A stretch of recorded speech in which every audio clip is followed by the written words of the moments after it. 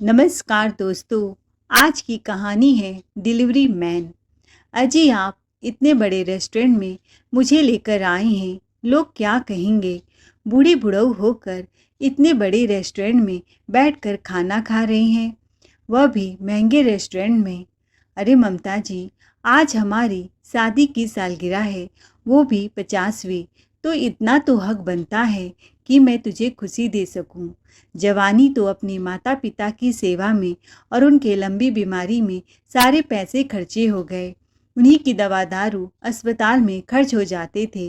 पर आज जो थोड़ा बहुत बचा सका हूँ, उसमें तुम्हें यह छोटी खुशी दे सकता हूँ ना।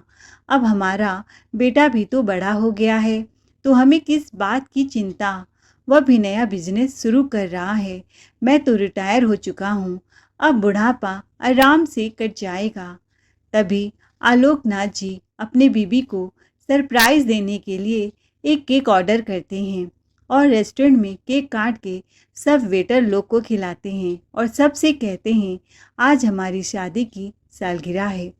ममता जी तो शर्म से लाल पीली हो गई और बोली, छोड़िए जी, यह सब क्या लगा रखा है, और अब बहुत हो गया, चलिए घर चलते हैं। आलोकनाथ जी गुनगुनाते हैं, ओ मेरी जोहरे जबी, तुझे मालूम नहीं। फिर अपने पत्नी के हाथों में हाथ डालते हुए एक ऑटो में बैठकर अपने घर पहुंचते हैं। उसी समय कुछ ऐसा देखते हैं कि उनके पैरों तले जमीन खिसक जाती है। उनके सांस ही ऊपर नीचे होने लगे। उनके घर का दरवाज़ा खुला हुआ है और लाइट भी जल रही है, जबकि इस समय घर में कोई नहीं था। बेटा भी शहर से बाहर गया था। आलोकनाथ जी देखते हैं उनके घर में 2-4 गुंडे घुस गए हैं और दरवाज़ा तोड़ दिया है। ममता जी घबराते हुए बोलती हैं, भाई साहब आप लोग कौन हैं और मेरे घर में इस तरह से आप क्यों घुस आए? आप लोग निकलते हैं कि पुलिस को बुलाऊं? सोहन हंसते हुए कहता है, यह आपका घर नहीं, हमारा घर है। यह देखिए, इस घर के कागजात, इस घर के मालिक ने यह घर हमको बेचा है। आलोकनाथ जी कहते हैं, मैंने यह घर कब तुमको बेचा? तुम लोग झूठ क्यों बोल रहे हो? और यह सब क्या लगा रखा है? मेरा घर, यह हमारा घर है। सोहन कहता है, हम गुंडे नहीं हैं, मेरा नाम सोहन है और यह घर आपके बेटे ने मुझे बेचा है। यह देखिए, इस घर के कागजात पर मेरे साइन हैं। मैंने उसे पूरे 50 लाख दिए हैं इस घर के, तो इसलिए अब आप लोग इस घर से निकलिए। उन दोनों को धक्के मारकर निकाल देता है। आलोकनाथ और ममता जी दोनों की आंखों से आंसू बहने लगते हैं कि यह क्या हो रहा है। उन्हें तो समझ में नहीं आ रहा था कब उनका बेटा यह घर बेचकर सोहन को चला गया। सुनो बेटा, हमारी बात तो सुनो। हम इस घर से इस समय कहाँ जाएंगे? इस घर के एक कमरे में हमें पड़े रहने दो। चाहे तो हमसे कुछ काम ले लो, मजदूरी करवा लो, पर हम यहाँ से कहाँ जाएंगे? अब तो काफ़ी रात हो गई है। सोहन बोला, मैंने यहाँ पर कोई वृद्धा आश्रम नहीं खोला है कि मैं सब गरीबों को मुफ्त में रहने दूँ। मेरा भी परिवार है और मैं यहाँ पर एक बड़ा सा होटल बनाना चाहता हूँ। इसलिए आप लोग अभी के अभी यहाँ से निकले।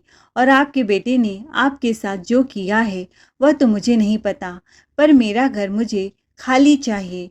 और उनके सामान निकाल कर फेंकने लगता है। आलोकनाथ जी अंदर जाकर अपनी तिजोरी खोलते हैं तो उनकी तिजोरी तो एकदम खाली थी। कोई भी कैश, सोना चांदी नहीं था, सब कुछ लूट गया था। वह तो अपना छाती पीटने लगे, ममता, हम तो लुट गए। यह क्या दिन दिखा गया हमारा बेटा, और वह कहाँ है? उसकी तो कोई खोज खबर ही नहीं है। अरे, वह तो हमें लूट कर भाग गया।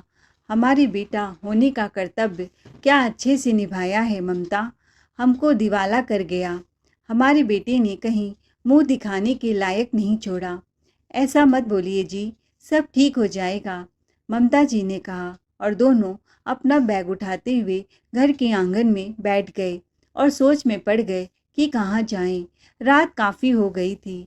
दोनों ने अपने घर के दरवाजे के पास ही डेरा डाल लिया और सुबह हुई तो सोचा शायद घर के मालिक को हम पर तरस आ जाए। और वह हमें हमारे घर में रहने दे। लेकिन सोहन ने कुछ आदमियों को भेजकर वहाँ से उनको रफा दफा करवा दिया। तो वह सोचने लगे कि अब हम कहाँ जाएं। ममता जी ने कहा, इस शहर में हमारा तो कोई नहीं है कि हम किसके घर जाएं। आलोकनाथ जी बोले, ममता तू चिंता मत कर, हम कहीं ना कहीं अपना ठिकाना जरूर बना लेंगे। तभी आलोक जी बोले, ममता मेरा इस शहर में सिर्फ एक दोस्त है, शायद वह हमारी मुसीबत की घड़ी में काम आ जाए। चलो हम लोग उसके घर चलते हैं। वह अपने दोस्त दीनानाथ जी के घर पहुंचते हैं और दरवाज़ा खटखटाते हैं। उनका बेटा बाहर आता है और कहता है, आप लोगों को किससे मिलना है। अंदर से खूब रोने धोने की आवाज़ आती है। आलोकनाथ जी रोने की आवाज़ सुनकर घबरा जाते हैं। आलोकनाथ जी कहते हैं, दीनानाथ कहाँ है बेटा, हमें दीनानाथ से मिलना है। अंकल जी, अब हमारे पिताजी इस दुनिया में नहीं रहे, बस हम अभी ही उनका अंतिम संस्कार करने जा रहे हैं। यह खबर सुनकर आलोकनाथ जी खूब रोने लगे और अपने दोस्त की बॉडी से लिपटकर रो रहे थे कि तू भी चला गया। तू तो कहता था जब भी तुझे मेरी ज़रूरत पड़ेगी मैं खड़ा रहूँगा, पर आज तू तो उठ भी नहीं पा रहा है। दोस्त, दीनानाथ जी का अंतिम संस्कार कर दिया गया और उसके बाद जब आलोकनाथ जी और ममता जी उनके घर से वापस जाने लगे तो उनका बेटा पवन बोला, अंकल जी आपको कोई परेशानी है क्या? नहीं बेटा, ऐसी कोई बात नहीं है। और वह उनके घर से वापस जाने लगते हैं। पवन बोला, आप मुझे अपने बेटे जैसा समझिए। पिताजी नहीं है तो भी आपका इस घर में अभी भी उतना ही हक है जो पहले हुआ करता था। बताइए अंकल जी, मुझे अपना बेटा समझिए। बेटा शब्द सुनकर उनकी आंखों में आंसू आ गए। बेटा, मैं यहाँ दीनानाथ से कुछ मदद मांगने आया था, क्योंकि मेरे बेटे ने मेरा घर बेच दिया और हम बेघर हो गए। सोचा था दीनानाथ कुछ मदद कर देगा, पर अब वह इस दुनिया में नहीं है। पिताजी नहीं है तो क्या हुआ, मैं तो हूँ। मैं आपकी हर संभव मदद करूँगा। आप इसे अपना घर समझिए। आप हमारे घर में रह सकते हैं और आपको कोई भी परेशानी नहीं होगी। मेरा सगा बेटा तो अपना नहीं निकला, पर तुमने जिस अपनेपन से मुझसे बात की है यही बहुत है। बस रहने के लिए छत मिल जाए, बाकी मैं अपनी रोजी रोटी का व्यवस्था कर लूँगा। आप एक तरफ बेटा कहते हैं अंकल जी, दूसरी तरफ हमें पराया कर रहे हैं। अंकल जी, पीछे का गेस्ट रूम खाली है, आप चाहे वहाँ रह सकते हैं। आलोकनाथ जी और ममता जी अपने सारे सामान लेकर गेस्ट रूम में रख देते हैं। पवन कहता है, अंकल जी, जब तक आपकी नौकरी नहीं लगती, नया काम नहीं ढूंढ लेते, आप यहाँ रह सकते हैं। वैसे भी इस उम्र में कोई काम करता है? बुढ़ापे में तो बेटे का फर्ज होता है अपने माँ बाप का ध्यान रखे। पर कोई बात नहीं अंकल जी, आप इसे अपना घर समझे। अब चलिए, कुछ खा पी लीजिए। प्लीज़ अंकल जी। आप में मुझे अपने पिता की छवि नज़र आती है। मुझे लग रहा है कि मैंने अपने खोए हुए पिता को वापस पा लिया है। चलिए ना अंकल जी, आप लोग खाना खा लीजिए, कब से भूखे बैठे हैं। ठीक है बेटा, तू कहता है तो मैं खा लेता हूँ, पर मुझसे कुछ खाया नहीं जाएगा। पवन ने कहा, अंकल जी, मैं सब समझता हूँ आपके दिल पर क्या बीत रही है। आपके बेटे ने जो जख्म दिया है, इतना जल्दी नहीं भरा जा सकता। सुमन, जल्दी से अंकल आंटी के लिए खाना लगाओ। सुनिए, एक मिनट इधर तो आइए। आप भी कैसे भिखमंगे लोगों को घर में बुला लेते हैं। मुझसे खुद का खाना तो नहीं बनाया जाता। अब इन दोनों बुड्ढों के लिए खाना बनाओ। अभी तो सारे मेहमान गए भी नहीं। अब उनकी खातिरदारी करूं कि इनकी करूं? क्या घर में अनाथ आश्रम या वृद्धाश्रम खोल रखा है जो मैं किसी भी आए गए को खाना खिलाती रहूं?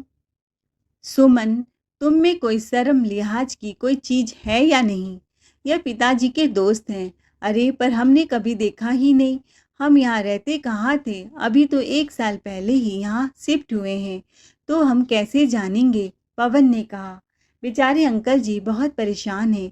उनके बेटे ने उनका घर उनसे छीन लिया है, बेचकर कहीं लापता हो गया है। न जाने कैसे कलयुग के बेटे होने लगे हैं। मुझे तो सोच कर ही डर लग रहा है। आपको बेवकूफ़ बनाना बड़ा आसान है। कोई भी कुछ भी दुख भरी बातें सुनाए और आप यकीन कर लेते हैं। मुझसे काम नहीं होगा। मैं नहीं बनाने वाली खाना। कभी आपने एक चम्मच भी इधर से उधर उठाया है? बस ऑर्डर मार देते हो मुझे खाना बनाने के लिए। मैं कोई कोल्हू का बैल हूँ क्या?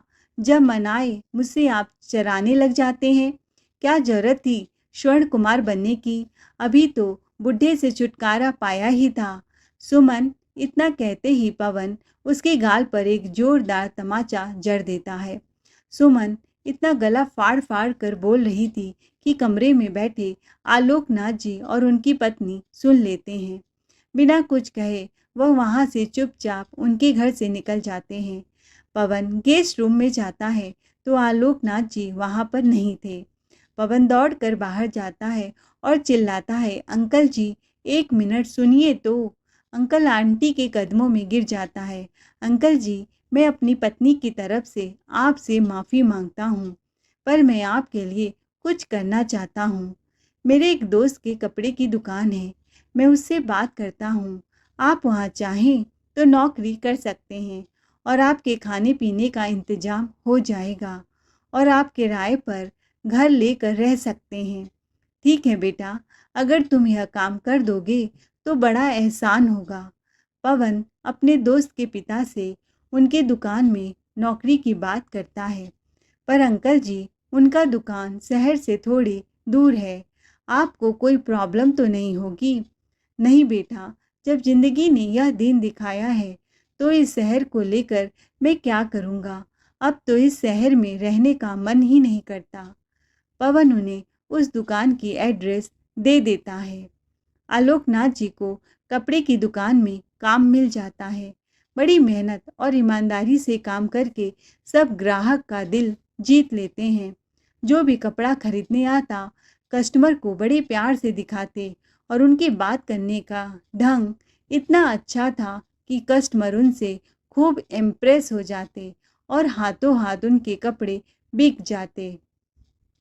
ऐसा हो न क्यों, अपने समय के आलोकनाथ जी एक अच्छे अध्यापक थे और बच्चों को इतने प्यार से अच्छे से कोई चीज़ समझाते थे कि बच्चे बहुत जल्दी सब समझ जाते थे। आज उनकी समझदारी बिजनेस में भी कमाल कर रही थी। दुकान की सेल बढ़ने लगी। दुकानदार के मालिक गोपाल जी उनसे बहुत खुश थे और ममता जी किराए के घर में रहती, खाना बनाती, घर का सारा काम बखूबी करती और जब टिफ़िन देने आलोकनाथ जी को दुकान में आती तो वह भी कपड़े बेचने लग जाती, अपने पति के काम में मदद करती। आलोकनाथ जी की ज़िंदगी फिर से पटरी पर आ गई। ऐसे ही दिन बीतने लगे कि एक दिन बारिश बहुत तेज हो रही थी और आलोकनाथ जी कपड़े उतारने दौड़े दौड़े छत की तरफ भागे कि उनका पैर फिसल गया और सीढ़ियों से गिर गए। उन्हें चोट बहुत आई और उनके पैर का हड्डी फ्रैक्चर हो गया। भागा दौड़ी में ममता जी ने किसी तरह उन्हें अस्पताल में भर्ती कराया और जो भी थोड़े बहुत पैसे उन्होंने जुटाए थे सब इलाज में खर्च हो गए। दाने दाने को मोहताज हो गए। ममता जी रोती बिलखती, हे भगवान, यह कौन सी मुसीबत आन पड़ी। हमने ऐसे कौन सा पाप किया जो इस जन्म में भोगने पड़ रहे हैं। किसी तरह हम संभले थे और आज फिर से हम वहीं पहुंच गए। तभी कोई उनका दरवाज़ा खटखटाता है।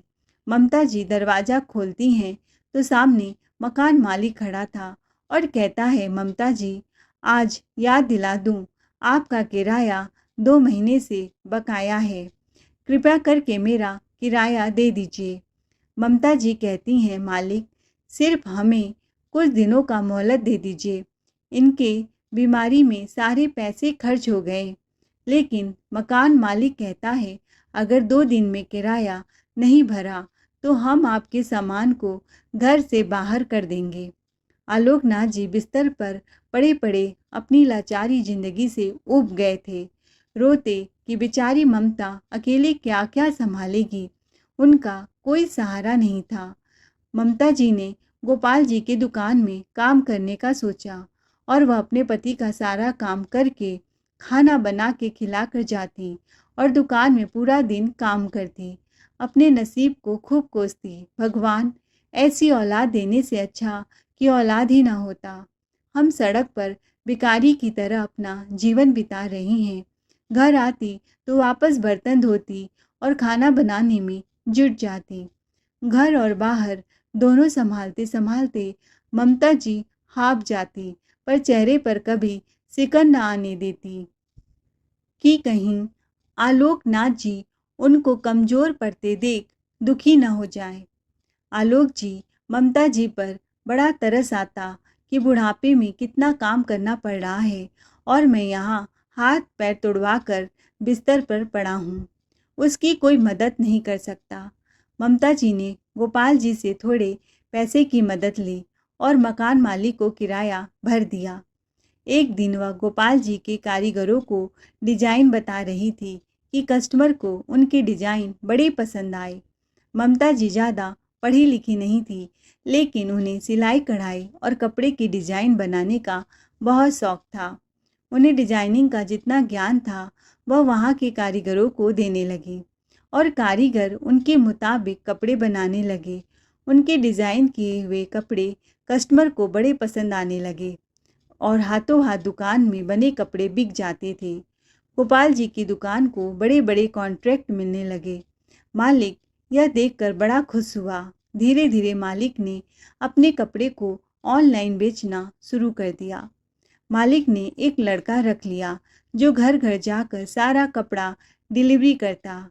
गोपाल गारमेंट्स के कपड़े दूसरे शहर में भी बिकने लगे। गोपाल जी अपने दुकान की तरक्की देखकर बड़े खुश थे। छोटी सी दुकान से कब इतना बड़ा शोरूम बन गया, मालिक को भी पता न चला। उन्होंने ममता जी की फीस डबल कर दी। इधर आलोक जी भी अपने पैर पर खड़े हो चुके थे, वह चल फिर सकते थे। एक दिन उनकी दुकान में बहुत बड़ा ऑर्डर आया, शादी के कपड़े बनवाने का। घर के सारे सदस्य उनके ही दुकान से ऑर्डर देकर गए थे और समय पर कपड़ा पहुंचाने को बोल गए थे। दुल्हन के लिए लहंगा और दूल्हे के लिए शेरवानी और सब सदस्यों के लिए डिजाइनर साड़ी का ऑर्डर आया था। सारे काम समय पर हो गए थे और डिलीवरी भी हो चुकी थी। बस दूल्हे का कपड़ा रुका हुआ था, क्योंकि उस दिन डिलीवरी बॉय समय पर नहीं आ सका, क्योंकि उसकी माँ बीमार थी। अब गोपाल जी सोच में पड़ गए कि दुकान बंद होने को है और दूल्हे का कपड़ा अभी तक नहीं पहुंचा पाए हैं और सारे उनके स्टाफ मेंबर अपने घर को चले गए थे। लेकिन उनके दुकान के पास ही आलोकनाथ और ममता जी का घर था। तो गोपाल जी ने आलोकनाथ जी को फ़ोन करके बुलाया और कहा, इस पते पर दूल्हे का कपड़ा पहुंचा दो, आज डिलीवरी बॉय नहीं आ पाया है। अगर आपको कोई समस्या न हो। आलोकनाथ जी बोले, नहीं नहीं मालिक, किसी के लिए यह बहुत बड़ा खास दिन है, ज़रूर पहुंचाऊंगा और यह तो हमारे घर से बहुत दूर भी नहीं है। डिलीवरी बॉय बनकर आलोकनाथ जी जब पहुंचे पार्सल लेकर शादी के मंडप में, तो वहाँ जो देखा उनके तो पैरों तले जमीन ही खिसक गई। वहाँ का नज़ारा देखा तो वहीं पर धम से गिर गए। यह क्या, किसकी शादी है? कहीं मैं गलत पते पर तो नहीं आ गया?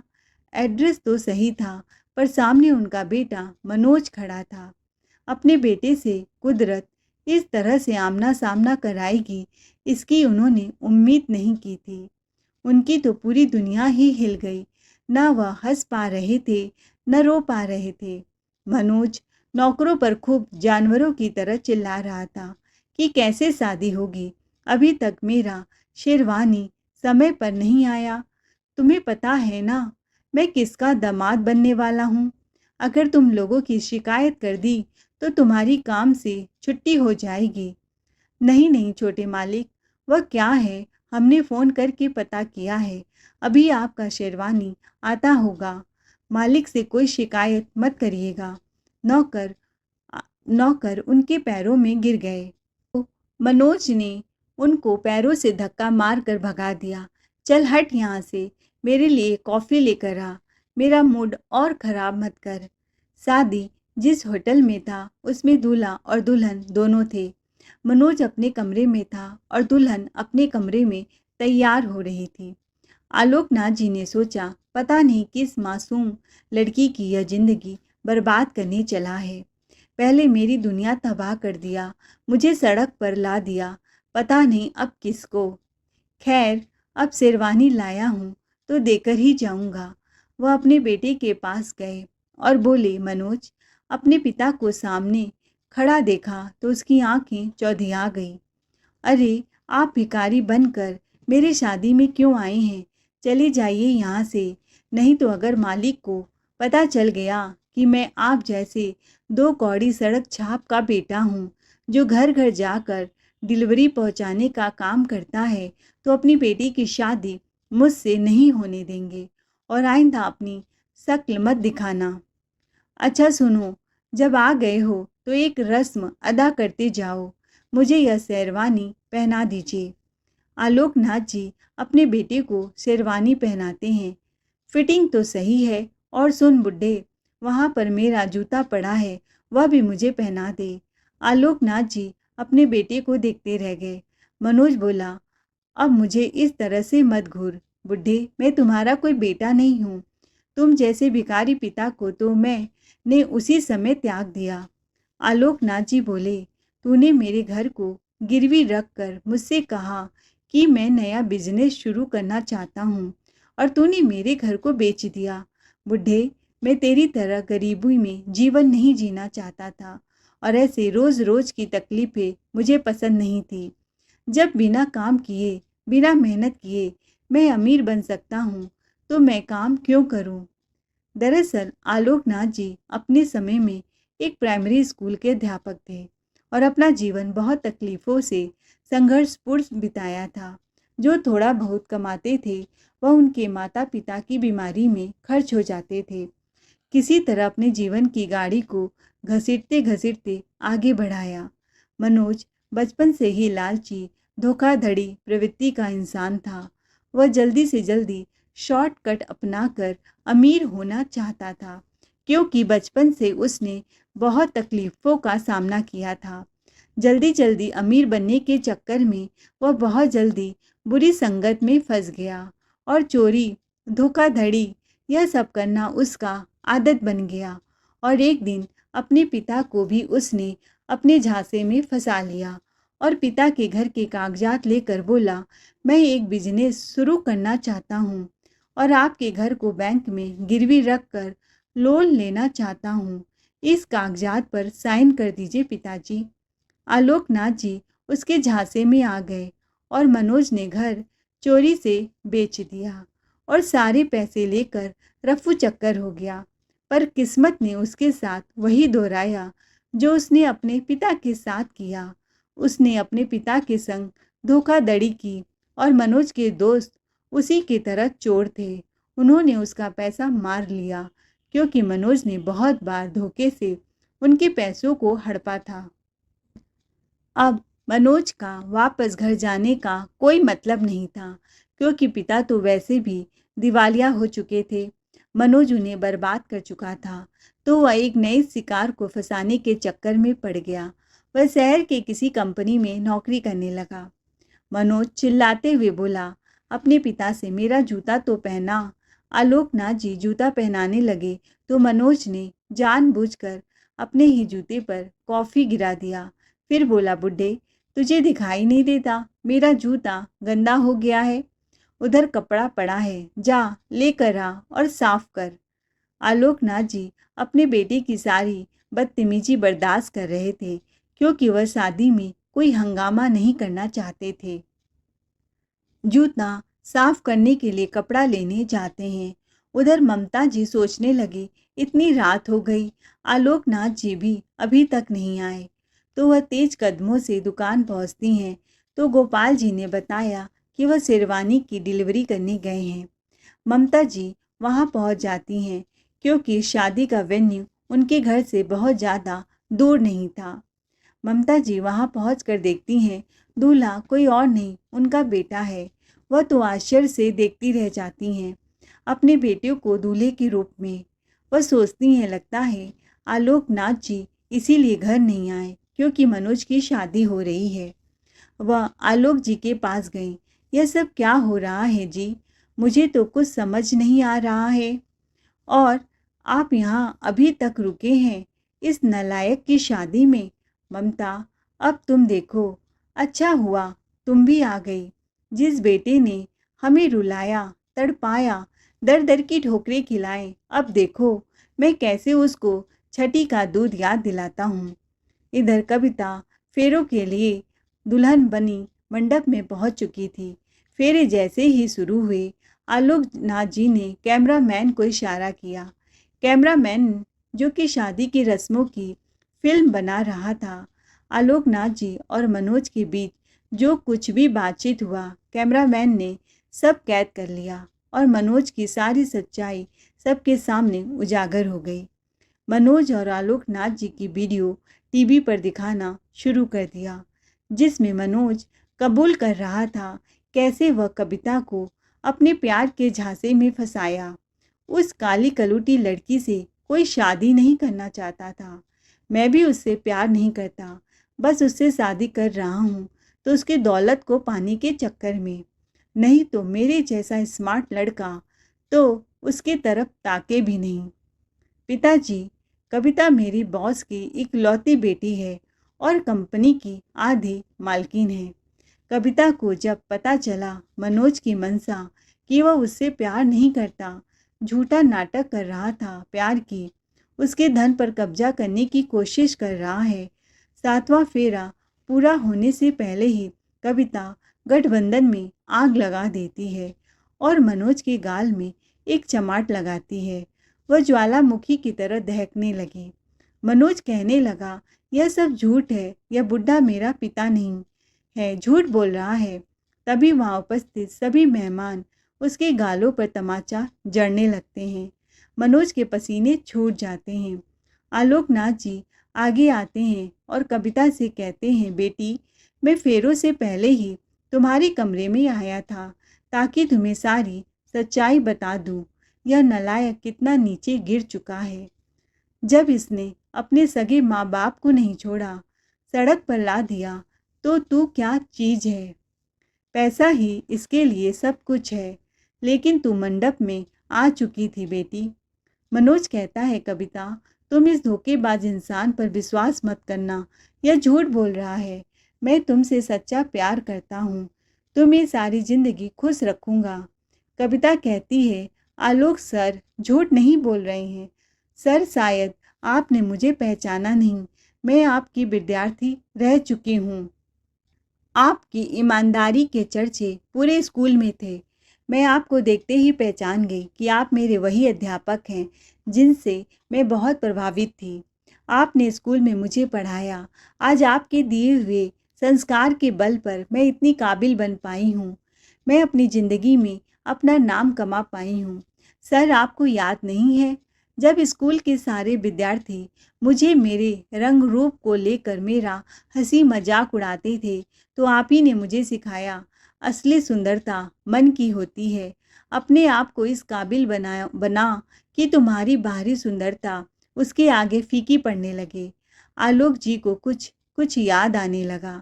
आलोक जी बोलते हैं, मेरा बेटा मेरे दिए हुए संस्कार को नहीं सीख पाया। उसने मेरी इज्जत को मिट्टी में मिला दिया, मुझे कहीं मुंह दिखाने के लायक नहीं छोड़ा। पर तूने मेरे नाम को रोशन किया, एक टीचर की इज्जत की लाज रखी। बेटी, तू खुश रह। उसे ढेरों आशीर्वाद दिया। आलोक जी वहाँ पर उपस्थित सब मेहमानों से अपने बेटे के किए की माफ़ी मांगने लगे। उसके बाद कविता ने मनोज को ठगी फरेब के आरोप में जेल भिजवा दिया और मनोज से कहा, मैं तुम्हें तुम्हारी असली जगह, तुम्हारे ससुराल भेज रही हूँ। अब वहीं जेल में सुहाग रात मनाना। मनोज आलोकनाथ जी से हाथ जोड़कर माफ़ी मांगने लगा। पिताजी, मुझ जैसे नालायक बेटे को माफ़ी मांगने का भी हक नहीं है, पर मैं आपसे माफ़ी मांगता हूँ। हो सके तो मुझे माफ़ कर दीजिए। मैं अपने किए पर बहुत पछता रहा हूँ। आलोकनाथ जी और ममता जी उसको तो कब से अपने दिल से दिमाग से निकाल चुके थे। आलोकनाथ जी और ममता जी अपने घर लौट आए और ममता जी की काबिलियत रंग लाई। वह तरक्की करती गई और आज उनके पास एक अच्छा घर, गाड़ी, नौकर चाकर सब कुछ है। वह ज़रूरतमंदों की, गरीब लोगों की मदद करती हैं। यही उनके जीवन का उद्देश्य रह गया, क्योंकि आलोकनाथ जी कभी पैसों के पीछे नहीं भागे, हमेशा सादगी भरा जीवन ही व्यतीत किया था। दोस्तों, आपको क्या लगता है, ऐसे नालायक बेटे जो अपने पिता को ही सड़क पर ला दिया, उसको माफ़ करना चाहिए था आलोक जी को या नहीं? कहानी अच्छी लगी हो तो चैनल को लाइक, शेयर, सब्सक्राइब ज़रूर करें। कहानी सुनने के लिए आप सबका दिल से धन्यवाद। Thanks for watching.